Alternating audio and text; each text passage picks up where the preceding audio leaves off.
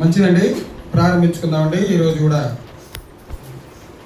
ఈ యొక్క శుక్రవారం దినాన మన సంఘ సావాస కూడికంటూ ఏర్పాటు చేసుకొని దేవుని వాక్యాన్ని వినడానికి వచ్చినటువంటి సంఘానికి, సహోదరులకి, సహోదరిమణులకు కూడా మన ప్రభువును రక్షకుడైన ప్రభువైన యేసుక్రీస్తు నామములో మీ అందరికీ నా హృదయపూర్వక వందనాలు తెలియజేస్తున్నాను.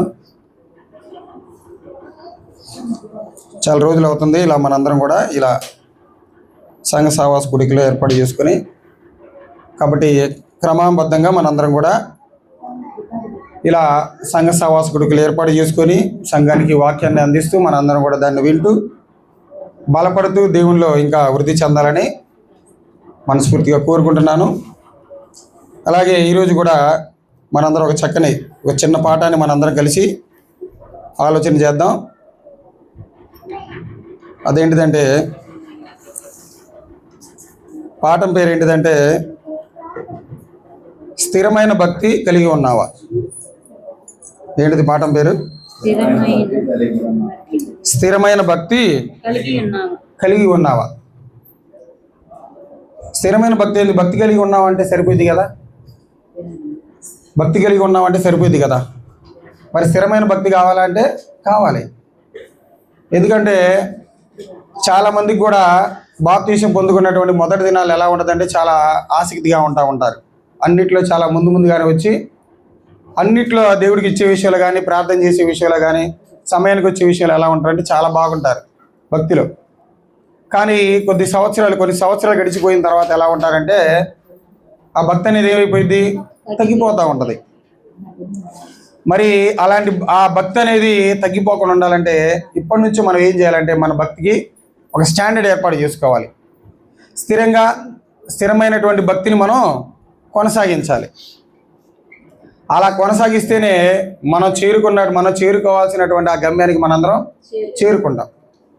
లేకపోతే భక్తి అనేది 3 నెలల ముచ్చట్లాగా ఉందనుకోండి, మనం చేరుకోవాలనేటువంటి ప్రదేశానికి మనం చేరుకోలేం. కాబట్టి మనం చాలా భక్తి శ్రద్ధలతో భక్తి అనేది చేయాలి. భక్తి అంటే ఏంటిది? డెఫినేషన్ ఉందా బైబిల్లో? ఏంటిది భక్తి అంటే? ఎమ్మటే మనకి ఒక వచనం గుర్తుకొచ్చి యాకోబు పత్రికలో 1వ అధ్యాయం 27వ వచనం. అదే కదా. ఏంటిది? తండ్రి అయిన దేవుని ఎదుట పవిత్రమును నిష్కలంకమునైన భక్తి ఏదనగా దిక్కులేని పిల్లలను, వెధవరాండ్రను వారి ఇబ్బందుల్లో పరామర్శించుటయు. ఇది మెయిన్ పాయింట్. ఇంకా మెయిన్ పాయింట్, అది కూడా మెయిన్ పాయింట్. కాకపోతే ఇది ఇంకా ఏం చేయాలంట? ఇహలోక మాలిన్యమును. ఏంటిది ఇహలోక మాలిన్యం అంటే? శరీరాశ, నేత్రాశ, జీవబిడంబం. ఈ 3 లక్షణాలు కలిగి జీవించకుండా ఏ వ్యక్తి అయితే తన భక్తిలో కొనసాగుతూ ఉంటాడో అతనే స్థిరమైనటువంటి భక్తిని చేస్తున్నట్టు. లోకలు ఇవన్నీ మనకు కనబడతానే ఉంటాయి కదా. మన కంటి ద్వారా పాపం చేసేటువంటి అవకాశం ఉంటుంది, మన నాలుగు ద్వారా పాపం చేసేటువంటి అవకాశం ఉంటుంది, మన శరీర అవయవాల ద్వారా పాపం చేసేటువంటి అవకాశం ఉంటుంది, మన ఆలోచనల ద్వారా పాపం చేసేటువంటి అవకాశం ఉంటుంది. ఇలా బయటికి వెళ్ళిన తర్వాత లోకం అనేది అనేక ఆశలతో మనల్ని ఏం చేస్తూ ఉంటుంది అంటే భక్తి నుంచి పక్క తప్పించేటువంటి ప్రయత్నం చేస్తూనే ఉంటుంది. అలా చేయాలని ప్రయత్నం చేసినప్పుడు నువ్వు ఎలాంటి భక్తి కలిగి ఉండాలంటే స్థిరమైనటువంటి భక్తి కలిగి ఉండాలి. నేను చనిపోయిన తర్వాత దేవుడు ఇస్తానన్నటువంటి లోకానికి వెళ్ళాలనేటువంటి ఒక స్టాండర్డ్ భక్తితో దేవుళ్ళకి రావాలి. అలా వస్తేనే మనం స్థిరమైనటువంటి భక్తి చేస్తున్నట్టు. అలా ఉంటేనే మనం స్థిరమైనటువంటి భక్తి చేస్తున్నట్టు. ఇలా బైబిల్ గ్రంథంలో కూడా దేవుడు ఏర్పాటు చేసుకున్నటువంటి ఇశ్రాయేల్ జనాంగం నుంచి కూడా ఎలాంటి భక్తి కావాలనుకున్నాడు? ఎలాంటి భక్తి కావాలనుకున్నాడు అంటే ఆయన, నా ఎడల స్థిరమైన భక్తి మీరు కలిగి ఉండాలి. కొంచెం అటు ఇటుగా ఉండేటువంటి భక్తి కాదు. ఎలా ఉండాలో తెలుసు మీరు? స్థిరమైనటువంటి భక్తి కలిగి ఉండాలని కోరుకున్నాడు దేవుడు. ఎవరి దగ్గర నుంచి? ఇశ్రాయేల్ ప్రజల నుంచి. కానీ వారు అలా ఉన్నారా? ఒకసారి చూద్దాం. చూడండి, హోషేయ గ్రంథం 6వ అధ్యాయం. హోషేయ గ్రంథం 6వ అధ్యాయం మొదటి కాడ నుంచి చదవండమ్మా. మొదటి కాడ నుంచి హోషేయ గ్రంథం 6వ అధ్యాయం. మనము యెహోవా యొద్దకు యెహోవా యొద్దకు మరులదము రండి. మరులదము రండి. ఆయన మనల్ని చీల్చివేసెను. ఆయన మనలను చీల్చివేసెను. ఆయనే మనల్ని స్వస్థపరచును. ఆయనే మనలను స్వస్థపరచును. ఆయన మనలను కొట్టెను. ఆయన మనలను కొట్టెను. ఆయనే మనలను బాగు చేయును. ఆయనే మనలను బాగు చేయును. 2 దినములైన తరువాత దినములైన తర్వాత ఆయన మనలను బ్రతికించును. మనము ఆయన సమ్ముఖమందు బ్రతుకున్నట్లు 3వ దినమున ఆయన మనలను స్థిరపరచును. యెహోవాను గూర్చిన జ్ఞానము సంపాదించుకొందుము రండి. యెహోవాను గూర్చిన జ్ఞానము సంపాదించుకొనుటకు ఆయనను అనుసరించుదము రండి. ఉదయము తప్పక వచ్చు రీతిని ఆయన ఉదయించును. వర్షము వలె ఆయన మన యొద్దకు వచ్చును. భూమిని తడుపునట్టి తొలకరి వర్షము కడవరి వర్షము వలె ఆయన మన యొద్దకు వచ్చును. ఎఫ్రాయిము నిన్ను నేనేమి చేతును? యూదా నిన్ను నేనేమి చేతును? తెల్లవారగానే తెల్లవారగానే కనబడు మేఘము ఎగిరిపోవునట్లును, ప్రాంత కాలమున పడి మంచు ఆరిపోవునట్లును నీ భక్తి నిలవకపోవును. వాళ్ళ యొక్క పరిస్థితి ఎలా ఉందంటే, వాళ్ళ పరిస్థితి ఎలా ఉందని ఇక్కడ దేవుడు తెలియజేశాడు. ఎలా ఉందంటే వాళ్ళ భక్తి అనేది,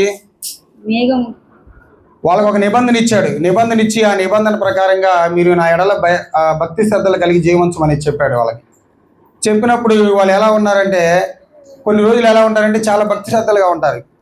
ఏదో ఒక ఆశలో పడిపోతున్నారు, దేవుడి నుంచి దూరం అయిపోతున్నాడు. దేవుడు ఏం చేస్తున్నాడు? వాళ్ళని శిక్షిస్తున్నాడు. ఆ శిక్షను తట్టుకోలేక ఆ శిక్ష నుంచి తప్పించడానికి ఎవరయ్యా అంటే మళ్ళీ ఆయనే. మళ్ళీ ఆయన దగ్గరకు వస్తున్నారు. కొన్ని రోజుల తర్వాత బాగానే ఉంటారు, మళ్ళీ ఏమైపోతున్నారు? మళ్ళీ మారిపోతున్నారు, మళ్ళీ తప్పిపోతున్నారు భక్తిలో, మళ్ళీ పడిపోతున్నారు భక్తిలో, భక్తిహీనతలోకి వెళ్ళిపోతున్నారు. అందుకని వాళ్ళ భక్తిని ఎలా పోల్చాడంటే ఆయన, తెల్లవారుగానే కనబడు మేఘము తెల్లవారుగానే చూడండి మేఘం ఏమైపోయిద్దంట? ఎగిరిపోయిద్దంట. పొద్దున్నే కనబడినటువంటి మేఘం చూడండి, పొద్దున్న 5ంటికి మేఘం ఎలా ఉంటుంది? చల్లగా ఉంటుంది. అదే 10 గంటలు ఎలా ఉంటుంది? అదే అదే చల్లగా ఉండేటువంటి వాతావరణం ఉంటుందా? మేఘం ఉంటుందా అక్కడ అంటే? ఉండదు. వాళ్ళ భక్తి కూడా అలానే ఉంది. శ్రమ వచ్చినప్పుడల్లా, బాధ వచ్చినప్పుడల్లా దేవుడి దగ్గరకు వస్తారు. ఆ శ్రమ తీరగానే ఏమైపోతారు? మళ్ళీ అదే బలహీనతలో పడతారు, మళ్ళీ అదే పాపంలో పడతారు, మళ్ళీ అదే విగ్రహారాధనలో పడిపోతూ వచ్చారు. మెయిన్గా వాళ్ళు చేసింది ఏంటిది? ఘోరమైనటువంటి పాపం. ఇజ్రాయేల్ ప్రజలు భక్తిలో లేకుండా పోవడానికి విగ్రహారాధనే. ఆ విగ్రహారాధనలో పడిపోగానే దేవుడు ఏం చేశాడు? శ్రమలు తీసుకొచ్చాడు. శ్రమలు రాగానే ఏం చేశారు? మళ్ళీ దేవుడికి మొరపెట్టాడు. దేవుడు ఏం చేశాడు? వాళ్ళని తప్పించాడు. మళ్ళీ ఏం చేశారు వాళ్ళు? మళ్ళీ అదే పాపం చేసుకుంటూ వచ్చారు. అది భక్తి? అది స్థిరమైన భక్తి అంటే? స్థిరమైన భక్తి కాదు. మనం కూడా చూడండి, మన ఇంట్లో కూడా కుటుంబం అంతా ప్రశాంతంగా సాగిపోతా ఉంది, ఎలాంటి ఇబ్బందులు లేవు. దేవుడు గుర్తుకొస్తాడా? గుర్తుకు రాడప్పుడు. మీకు తెలుసు అసలుకి మనకి ఎలాంటి అప్పులు లేనప్పుడు, ఎలాంటి ఇబ్బందులు లేనప్పుడు, ఎలాంటి ఈఎంఐ లేనప్పుడు దేవుడు గుర్తుకు రాడు. మనకి ప్రశాంతంగా జరిగిపోతుంది అనుకుంటా ఉంటాం. దేవుడిని జ్ఞాపకం చేసుకో. అదే ఏదైనా శ్రమ రానివ్వండి, ఎమ్మటి ఎవరు గుర్తుకొస్తారు? దేవుడు గుర్తుకొస్తాడు. దేవుడు ఏదో సహాయం చేస్తాడు. ఎమ్మటి ఏమైపోతాం? మళ్ళీ తీరిపోయిన తర్వాత మళ్ళీ దేవుడు గుర్తుకొస్తాడంటే రాడు. ఆనాడు ఇజ్రాయేల్ ప్రజలు ఎలాగైతే ఉన్నారు, ఇప్పుడు క్రైస్తవులు పిలువబడుతున్నటువంటి మనం కూడా అలానే ఉన్నాం. అలా ఉండకూడదు. అది భక్తి కాదు. శ్రమ వచ్చినప్పుడు దేవుడా అని, శ్రమ పోయిన తర్వాత ఇంకా దేవుడు లేడు, ఏవి లేదు అనుకుని మళ్ళీ లోకానుసారంగా ఉన్నాం అనుకో, అది భక్తి అయిద్ది అంటే? భక్తి కాదు. అది స్థిరమైనటువంటి భక్తి అనిపించుకోదు. అందుకనే కీర్తనల గ్రంథంలో కూడా చూడండి, ఒక మాట ఉంటుంది. వాళ్ళు ఎలా ఉన్నారో, వాళ్ళ హృదయం అనేది ఎలా ఉందో. కీర్తనల గ్రంథం 78వ అధ్యాయం,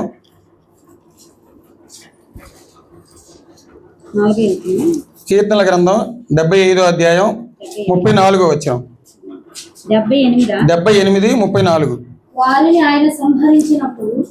ఆయన సంహరించినప్పుడు అదిగో చూడండి, వాళ్ళ మీద శ్రమ వచ్చి వాళ్ళకి బుద్ధి రావడానికి ఏదో శ్రమ తీసుకొస్తాడు. శ్రమ తీసుకొచ్చినప్పుడు ఏమైపోతున్నారు? వాళ్ళు ఎమ్మటి దేవుడిని ఎదుగుతున్నారు. అసలు అది వాళ్ళు దేవుడికి నచ్చిన పని చేయకపోతే ఆ పని పట్టాల్సిన అవసరం లేదు. వాళ్ళకి చనిపోవాల్సినటువంటి అవసరం అవుతుందా? వాళ్ళకి శిక్ష రావాల్సినటువంటి అవసరం ఉందా? లేదు. ఎందుకంటే వాళ్ళు భక్తిహీనత అంత పెరిగిపోయారు. వాళ్ళు దేవుడి నుంచి మేలు పొందుకుంటానే ఉంటున్నారు, కానీ దేవుడు చెప్పినట్టుగా వాళ్ళు బ్రతకట్లేదు. ఇంకా ఏమని చెప్పాడు చూడండి, ఇంకా ఏమంటాడు? వారు తిరిగి హృదయపూర్వకంగా దేవుని బతిమాలుకొని దేవుడు అదిగో చూడండి, ఇప్పుడేమన్నారు, దేవుడు మమ్మల్ని రక్షిస్తాడు, మమ్మల్ని కాపాడుతాడని ఇలా చెప్తున్నారు. చూడండి ఎంత పొగుడుతారో చూడండి దేవుణ్ణి. కిందకు వచ్చేసరికి మళ్ళీ ఏమైద్దో, దేవుడు తమకు ఆశ్రయదుర్గ మరియు మహోన్నతుడైన దేవుడు తమకు విమోచకుడని వారి జ్ఞాపకము చేసుకుని అయినను వారి హృదయము ఆయన ఎడల, అంటే దేవుని ఎడల స్థిరముగా లేదు. హృదయపూర్వకంగా ఎదుగుతున్నారు, అయ్యా దేవుడా మమ్మల్ని కాపాడయ్యా అంటున్నారు. ఆయన కాపాడుతున్నాడు. కాపాడిన తర్వాత ఎమ్మటే వాళ్ళ హృదయం ఏంది, స్థిరత్వం లేదు, స్థిరమైన భక్తి వాళ్ళలో లేదు. ఎమ్మటే పాపాన్ని తిరుగుతున్నారు. మళ్ళీ ఏదో శ్రమ వస్తుంది, మళ్ళీ ఎమ్మటే ఏం చేస్తున్నారు, దేవుడి దగ్గరకు వస్తున్నారు. ఇలా ఉంది వాళ్ళ పరిస్థితి. స్థిరమైనటువంటి భక్తి లేదు. ఇంకా ఏమంటాడు చూడండి, చాలా బాగుంటుంది ఆ మాటలు. తర్వాత మాటలు కూడా 36 తర్వాత చదివారు కదా. ఆయన నిబంధనను, ఆయన ఇచ్చినటువంటి నిబంధన వాళ్ళు ఏం చేశారు, నమ్మకంగా గైకోనలేదు, నమ్మలేదు ఆయన్ని. ఆయన ద్వారా మేలులు పొందుకున్నారే కానీ ఆయన మాత్రం వాళ్ళు పూర్తిగా నమ్మలేదు. నమ్మకంగా పోవటం వల్ల ఎలా ఉంటున్నారంటే వాళ్ళు నోటి మాటతో వారు ఆయనను ముఖస్తుతి చేశారంట. నోటి మాటతో పొగుడుతున్నారు కానీ క్రియ లేదు వాళ్ళ జీవితాల్లో. నోటి మాటతో యెహోవా అంటున్నారే కానీ యెహోవా ఎలాంటి వాడో తెలుసుకుని కూడా వాళ్ళు ఆయన తగ్గట్టుగా జీవించట్ల. వాళ్ళు ఆయన సన్నిధానానికి వస్తున్నారు, వచ్చి ఏమంటున్నారు, ముఖస్తుతి చేస్తున్నారు. నోటి మాటతో ప్రార్థనలు చేస్తున్నారు, అర్పణలు అర్పిస్తున్నారు, బలులు అర్పిస్తున్నారు. కానీ గై కొనవలసినది గై కొనలేకపోతున్నారు. వాళ్ళు గై కొనలేకపోయారు. వాళ్ళు ముఖస్తుతి చేశారంటే ఏందో తెలుసా, నంగనాచి మొక్కలు వేసుకొని వచ్చారంట వాళ్ళు దేవాలయానికి. అదే మూల భాషలో దానికి అర్థం ముఖస్తుతి చేయడం అంటే. ముఖస్తుతి చేయడం అంటే అంటారు కదా, ఆ మాట అనొచ్చలేదు మరి, నంగనాచి మొక్కలు వేసుకొని వచ్చి అంటారు కదా, అలా వస్తారంట. నోటి మాటతో దేవుడి దగ్గరకు వచ్చి స్తుతిస్తారే కానీ వాళ్ళ హృదయం ఎలా ఉంటుందంట, దేవునికి చాలా దూరంగా ఉంటుందంట. అది భక్తి కాదు. ఇంకా ఏమంటున్నాడు, తమ నాలుకతో ఆయన యొద్ద బొంకిరి. నేలకతో అయ్యా నువ్వేనయ్యా నువ్వే కాపాడాలి అంటున్నారు, బొంకుతున్నారంట. బొంకటం అంటే ఏంటంటే అబద్ధం చెప్పడం. కాపాడమంటున్నాడు, కాపాడండి అయ్యా, మా శ్రమ నుంచి తప్పించాయా అంటున్నారు. దేవుడు తప్పిస్తున్నాడు కానీ మళ్ళీ ఇంకా అదే జీవితం, మళ్ళీ పాత తర్వాత జీవితమే. అది భక్తి కాదు. స్థిరమైనటువంటి భక్తి వాళ్ళలో లేదు. కాబట్టి ఈ భక్తిని ఏం చేయాలంటే మనం చాలా జాగ్రత్తగా కొనసాగిస్తూ ఉండాలి మన ఆత్మీయ జీవితాలు. దాన్ని ఏం చేసుకోవాలో తెలుసా, మనం భక్తిని ఏం చేయాలో తెలుసా, భక్తిని మనం రోజు మన ఆరోగ్యం కోసం మనం ఏదైతే కొన్ని ఆహార అలవాట్లు మార్చుకొని చాలా జాగ్రత్తగా ఉంటామో, అలాగే ఒక వ్యక్తి బాడీ బిల్డింగ్ పెంచుకోవాలంటే ఏం చేస్తాడు అతను, ఇంట్లో ఉంటే సరిపోయిద్దా, జాబ్ చేస్తే సరిపోయింది, ఏం చేస్తాడు అతను, ఉదయం పొద్దున సాయంత్రం మధ్యాహ్నం అన్ని పూటలు ఏం చేస్తూ ఉంటాడు అతను, ప్రాక్టీస్ చేస్తూ ఉంటాడు, ట్రైనింగ్కి వెళ్తూనే ఉంటాడు. భక్తిని కూడా మనం ఏం చేయాలో తెలుసా, అలా ఉదయం మధ్యాహ్నం సాయంత్రం ఏం చేస్తూ ఉండాలి, ప్రాక్టీస్ చేస్తూనే ఉండాలి. అందుకే తిమోతి పత్రికలో పౌలు గారు ఒక మంచి మాట అంటాడు చూడండి. తిమోతి పత్రికలో 4వ అధ్యాయం చూడండి ఒకసారి. తిమోతి పత్రిక 4వ అధ్యాయంలో భక్తిని ఏం చేయాలో, మొదటి తిమోతి పత్రిక 4వ అధ్యాయం 6వ వచనం చూడండి ఒకసారి. ఈ సంగతులను సహోదరులకు వివరించిన యెడల నీవు అనుసరించుచు వచ్చిన విశ్వాస సుబోధ. అదేనక మొదటి తిమోతి 4వ అధ్యాయం 7వ వచనం చదవండి. అపవిత్రములైన ముసలమ్మ ముచ్చట్లను విసర్జించి దైవభక్తి విషయంలో నీకు నీవే సాధకం చేసుకోను. సాధకం చేసుకోవాలంటే ఏందో తెలుసా, ట్రైనింగ్. రోజు ట్రైనింగ్ తీసుకోవాలి. భక్తిని పెంపొందించుకుంటున్నానా లేదా, నేను దేవుని ఎడల భక్తి కలిగి ఉన్నానా లేదా అని రోజు ఏం చేసుకుంటా ఉండాలి, మనం సాధకం చేయాలి, ట్రైనింగ్ చేయాలి. నేను దేవుని తగ్గట్టుగా నేను జీవిస్తున్నా లేదా, దేవుని ఆజ్ఞ ప్రకారంగా నేను జీవిస్తున్నా లేదా అని నేను జ్ఞాపకం చేసుకొని ఏమైనా బలహీనత ఉంటే వాటిని ఏం చేసుకుంటా ఉండాలి, మనం తీసివేసుకుంటా ఉండాలి. అదే భక్తి అంటే. ఇంత ముందు దాకా నేను బాగా అబద్ధాలు ఆడేవాడిని, దేవుడి వాక్యం ఏమని సెలవిస్తుంది, అబద్ధాలు ఆడకూడదు. అబద్ధాలు ఆడేటువంటి సిచ్యువేషన్ వచ్చినప్పుడు నీకు వాక్యం గుర్తుకొచ్చి నేను అబద్ధాలు ఆడకూడదు అనేటువంటి విధానాలకు వచ్చావనుకో, నువ్వేం చేస్తున్నట్టు, నువ్వు ట్రైనింగ్లో ఉన్నట్టే. అబద్ధం ఆడకపోతే నువ్వు ఏం చేస్తున్నట్టు, భక్తిని సాధకం చేస్తున్నట్టే, ప్రాక్టీస్ చేస్తున్నట్టే. ముసలమ్మ ముచ్చట్లు నేను ఆడకూడదు తెలిసింది నాకు. ఆ సందర్భం వచ్చి నువ్వేం చేయాలి, పక్కకు పోవాలి. అదే భక్తిని పెంపొందించుకోవడం అంటే, భక్తిని సాధన చేసుకోవడం అంటే. కానీ వీటిని మరిచి నువ్వు అదే విధానంలో కొనసాగుతూ వెళ్ళావు అనుకోండి, అది భక్తిని కొనసాగిస్తున్నట్టు కాదు, అది స్థిరమైనటువంటి భక్తి కాదు. దైవభక్తి విషయాన్ని నువ్వు ఏం చేసుకోవాలి? దైవభక్తి నువ్వు ఏం చేసుకుంటా ఉండాలి? రోజు సాధకం చేసుకుంటా ఉండాలి. సాక్షాత్తు యేసుక్రీస్తు వారు ఏం చేశాడో తెలుసా? ఏం చేశాడు ఆయన భక్తి ఎలా ఉంటుందో తెలుసా? ఆయన పొద్దున యొక్క దినచర్య ఎలా ఉంటుందో తెలుసా? దేంతో ప్రారంభమైంది? ప్రార్థనతో ప్రారంభమైంది. ప్రార్థనతో పొద్దున్న ఏకోజామునే, ఇంకా పూర్తిగా తెల్లారకుండానే లెగుస్తాడంట ఆయన. దేనికి? భక్తిని సాధకం చేసుకోవడానికి. తన జీవితాన్ని ప్రార్థన ద్వారా ప్రారంభిస్తాడంట. చూడండి, అదే మార్కు సువార్తలు అంటాడు. మార్కు సువార్త 1వ అధ్యాయం, మార్కు సువార్త 1వ అధ్యాయం 36 వచనం చూద్దాం. 36, 37. సీమోనును అతనితో కూడా ఉన్నవారును ఆయనను వెతుకుచూ వెళ్ళి ఆయనను కనుగొని అందరూ నిన్ను వెతుకుచున్నారని ఆయనతో చెప్పగా ఆయన ఇతర సమీప గ్రామాలలోను నేను ప్రకటించినట్లు వెళ్ళుదము రండి, ఇందు నిమిత్తమే కదా నేను బయలుదేరి వచ్చిందని వారితో చెప్పాను. అది కదా 35 వచనం చూడండి. 35 వచనం బాగుంటది. 35. ఆయన పెందల కాడనే లేచి ఇంకనూ చాలా చీకటి ఉండగానే బయలుదేరి అరణ్య ప్రదేశంలోకి వెళ్ళి అక్కడ ప్రార్థన చేయించున్నాను. అసలు ఇలాంటి ఎక్స్పీరియన్స్ ఎప్పుడైనా మనకుందా? తెల్లవారకుండానే ఇంకా చీకటి ఉండగానే ఇప్పుడే లేచి మనం ప్రార్థన చేసావా? భక్తిని సాధకం చేసే వాళ్ళు ఇలానే చేస్తారు.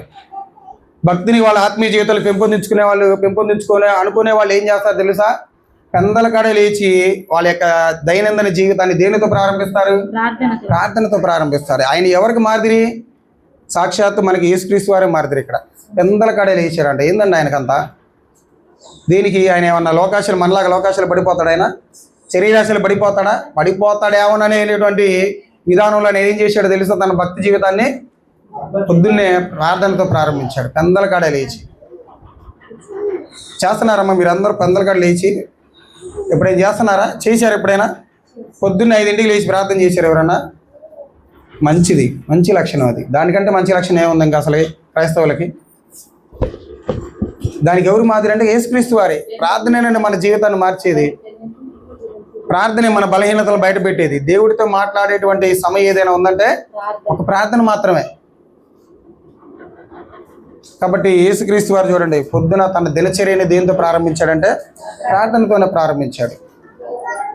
కాబట్టి మనం కూడా ఏం చేయాలంటే మన యొక్క రోజుదారి దైనందిన జీవితాన్ని దేంతో ప్రారంభించాలి? ప్రార్థనతోనే ప్రారంభించాలి. అదే భక్తిని మనం ట్రైనింగ్లో పెట్టడం అంటే. ఒకరోజు ఏదైనా అడావిడి ఉండి మర్చిపోయినా కానీ నీ పనిలో ఏదైనా సమయం వచ్చినప్పుడు నువ్వు ఏం చేసుకోవాలి? అక్కడైనా ప్రార్థన చేసుకోవాలి, తప్పులేదు. అలా కొంతమంది ఇదే సనువు అనుకుని ఆ ప్రార్థన ఏముంది లేదు, ఒక రోజులు ఏమనుకోవాలి అనుకునే నిర్లక్ష్య ధోరణి కూడా ఉంటుంది మనుషులు. అది భక్తిని స్థిరమైనటువంటి భక్తి కాదు. కాబట్టి ఒక వ్యక్తి స్థిరమైనటువంటి భక్తి కలిగి ఉన్నాడంటే తన జీవితంలో మొట్టమొదటిగా దేనికి ప్రయారిటీ ఇస్తాడంటే ప్రార్థనకి ప్రయారిటీ ఇస్తాడు. ప్రార్థనా జీవితానికి ప్రయారిటీ ఇస్తాడు. ప్రార్థనా జీవితాన్ని తన జీవితంలో కొనసాగిస్తూ ఉంటాడు. తన జీవితం మాత్రమే కాదు కానీ తన కుటుంబంతో కొనసాగిస్తాడు, తన పిల్లలతో కొనసాగిస్తాడు. అందరికి రావాలి. చిన్నపిల్లలకు కూడా మనకు ప్రార్థన అనేది నేర్పించాలి. 5-6 సంవత్సరాల పైన ఉన్న వాళ్ళకి చిన్న చిన్న మాటలతో నేర్పించుకుంటూ ఉండాలి. ఇంకా మనం ముందుకెళ్తే కొన్ని మాటలు మనం ఆలోచన చేయగలిగితే చూడండి ఒకసారి 1 తిమోతి పత్రిక ఇంకా భక్తి ఎలా చేయాలనేది చెప్తున్నాడు. 1 తిమోతి పత్రిక 6వ అధ్యాయం 8వ వచనంలో.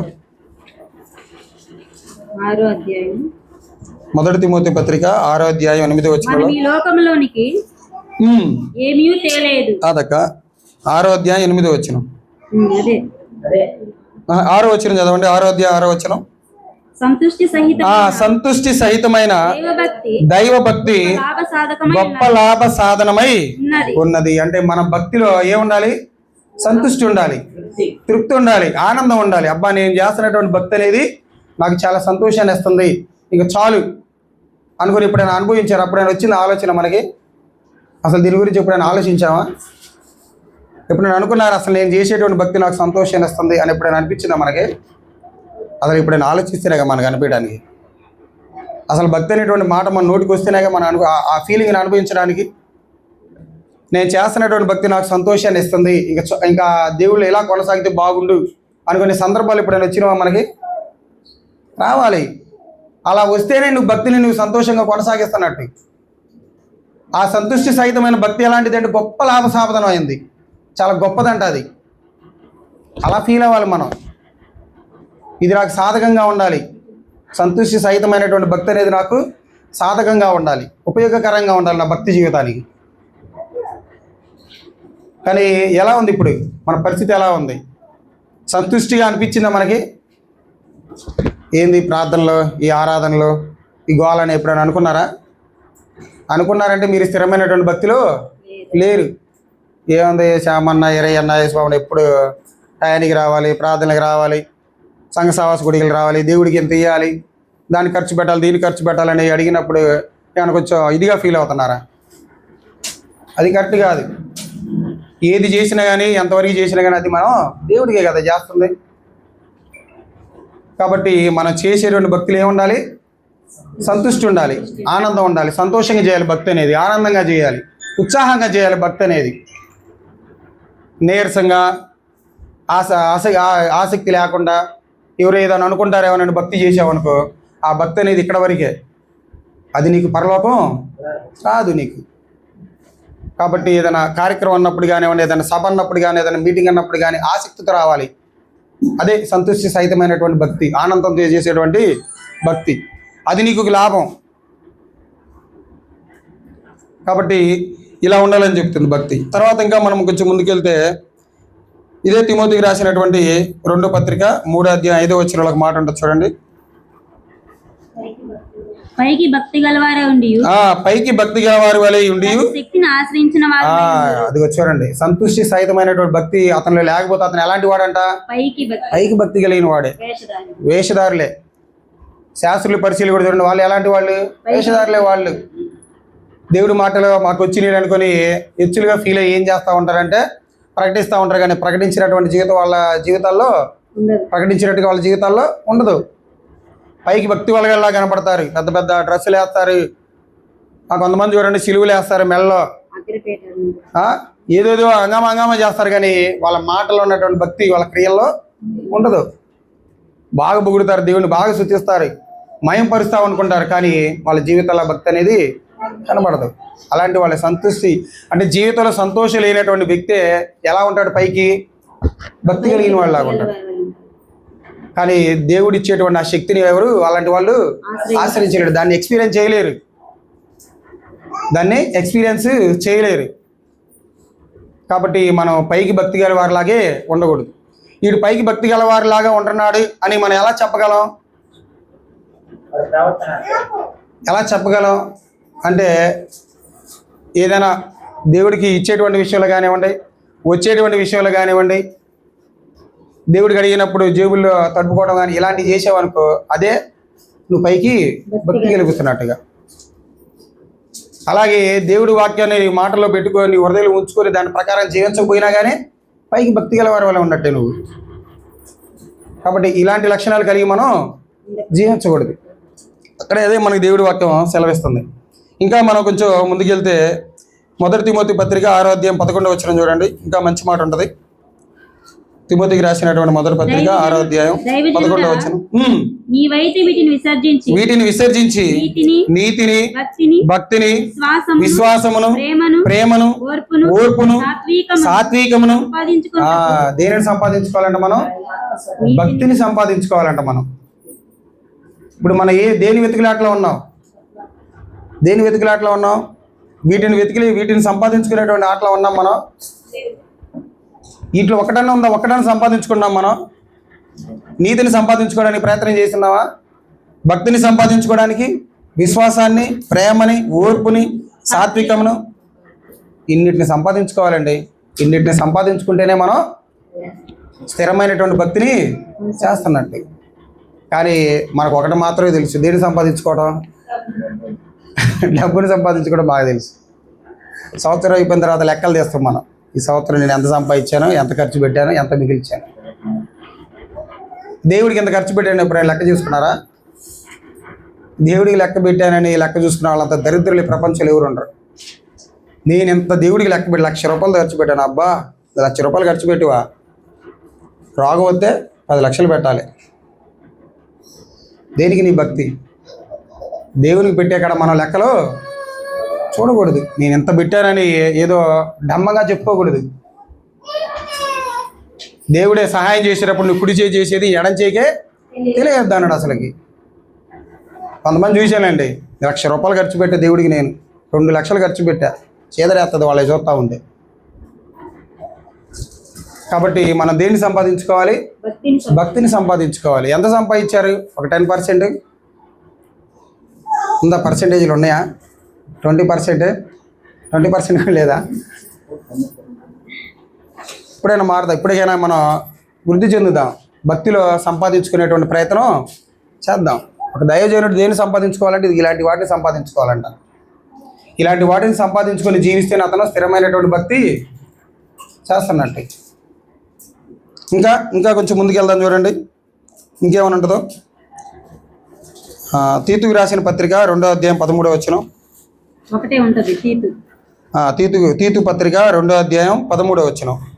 అనగా మహాదేవుడును మన రక్షకుడైన యేసుక్రీస్తు మహిమ యొక్క ప్రత్యక్షత కొరకు ఎదురు చూచుచు ఈ లోకములో స్వస్థ బుద్ధితోను నీతితోను భక్తితోను బ్రతికి చుండవలనని మనకు బోధించున్నది. ఈ దేవుని వాక్యం మనకి ఏం బోధిస్తుందంటే, ఓ క్రైస్తవుడా, రేపు 2వ రాకడలో క్రీస్తు అని ఎదుర్కోబోతున్నావు నువ్వు. మరి ఎదుర్కోబోతున్నావు అంటే నీళ్ళు ఏ ఉండాలి? స్వస్థ బుద్ధి ఉండాలి, నీతి ఉండాలి, భక్తి ఉండాలి. ఇక్కడ కూడా చూడండి, భక్తి చెబుతున్నాడు. ఏందండి అంత పెద్దదా భక్తి అంటే? అంత గొప్పదా భక్తి అంటే? మరి ఆయన ఎదుర్కొనేటువంటి మనకి ఈ కావాలండి. ఈ కంపల్సరీగా మనకి మనకు కావాలి. ఇవి ఉంటేనే ఆయన నిన్ను తనతో నివాసానికి తీసుకుని వెళ్తాడు దేవుడు. లేకపోతే ఇక్కడే వదిలేసి వెళ్తాడు. మనం బుద్ధి గల కన్యకలు, బుద్ధి లేని కన్యకల గురించి చెప్పుకున్నాం కదా. వాళ్ళని ఎందుకు వదిలిపెట్టాడు? అక్కడ వాళ్ళలో ఏమి లేదు, వాక్యం లేదు, వాళ్ళలో భక్తి కూడా లేదు. వాక్యం లేని వాళ్ళ భక్తి ఉంటుందా? ఉండదు. అలాంటి పరిస్థితి అయిద్దామో జాగ్రత్త పడదు. ఎప్పటికైనా కానీ వారం మనకు బోధిస్తున్నారు, వారం మనం వింటానే ఉన్నాం, సావాస కుడికలు వింటానే ఉన్నాం, ఆరాధనలు వింటానే ఉన్నాం, అనేక మెసేజ్లు మనం వింటానే ఉన్నాం. మనకి ఏమని బోధిస్తుంది వాక్యం? నీతి కలిగి ఉండాలని, భక్తి కలిగి ఉండాలని, యథార్థత కలిగి ఉండాలని, స్వస్థ బుద్ధి కలిగి ఉండాలని బోధిస్తుంది మనకి. మరి ఎంతవరకు మనం సాధనలో పెడుతున్నాం వాటిని అనేది మనం ఎప్పటికప్పుడు జ్ఞాపకం చేసుకుంటానే ఉండాలి. ఇందాక చెప్పాను కదా, సాధకం చేసుకోవాలంటే ఏం చేయాలి? వీటిని ప్రాక్టీస్లో పెట్టాలి. వీటిని ఏం చేయాలి? మనం భక్తిని ప్రాక్టీస్లో పెట్టాలి. కాబట్టి చాలా జాగ్రత్తగా ఆలోచించండి నా ప్రియ సహోదరుల. ఇంకా మనం ముందుకెళ్ళి ఆలోచన చేస్తే అసలుకి ఇంకా ఏది భక్తి అనేది మనం ఇంకా గట్టిగా ఆలోచన చేయగలిగితే, చివరిగా చూడండి ఒకసారి పేతురు గారు రాసినటువంటి మొదటి పత్రికలో చాలా మంచి మాటలు చెప్తాడు. పేతురు గారు రాసినటువంటి మొదటి పత్రిక 3వ అధ్యాయం 10, 11, 12 వచనాలు. జీవమును ప్రేమించి మంచి దినములు చూడగోరు వాడు చెడ్డదాని పలకుండా ఉండటమే భక్తి కలిగి ఉండటం. చెడ్డదాని పలకుండా ఉండటమే భక్తి కలిగి ఉండటం. మన నోటి ద్వారా చెడ్డ మాటలు పలకుండా ఉండటమే భక్తి కలిగి ఉండటం. చెడ్డ మాటలు పలుకుతున్నావు, మంచి మాటలు వస్తున్నాయి మన నోట్లో నుంచి. బూతులు వస్తున్నాయా, మంచి మాటలే వస్తున్నాయా?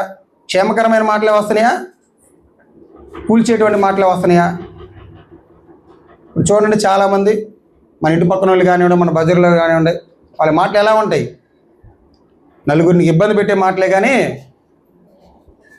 నలుగురిని బాగు చేసే మాటలు ఉండవు. అవి వింటా మనం కూడా ఏమైపోతున్నాం అంటే చాలా ఆనందంగా నవ్వుతూ ఉంటాం, కామెడీలు చేసుకుంటూ ఉంటాం. వాళ్ళని చూసి మనం బాధపడాలి, ఎప్పుడు మారతారా నాయన వీళ్ళని.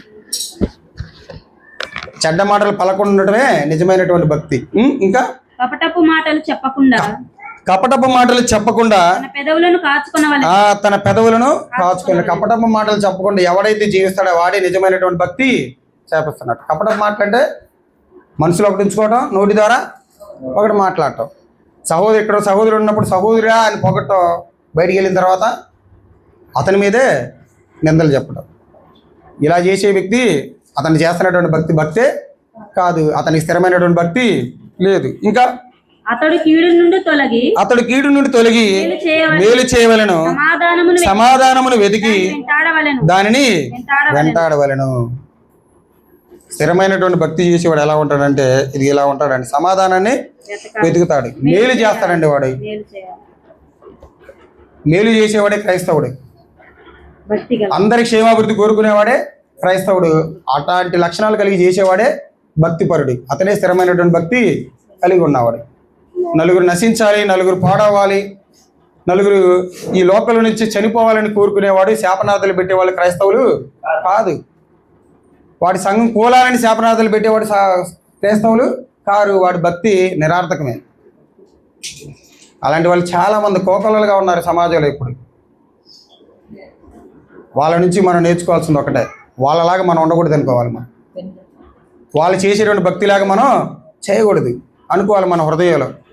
బ్రతికిన నాళ్ళు మన నోటి ద్వారా ఇతరులకి మంచి చేసేటువంటి మాటలే మనం పలకాలే కానీ కీడు చేసేటువంటి మాటలు పలకకూడదు, కపటమ మాటలు మనం పలకకూడదు.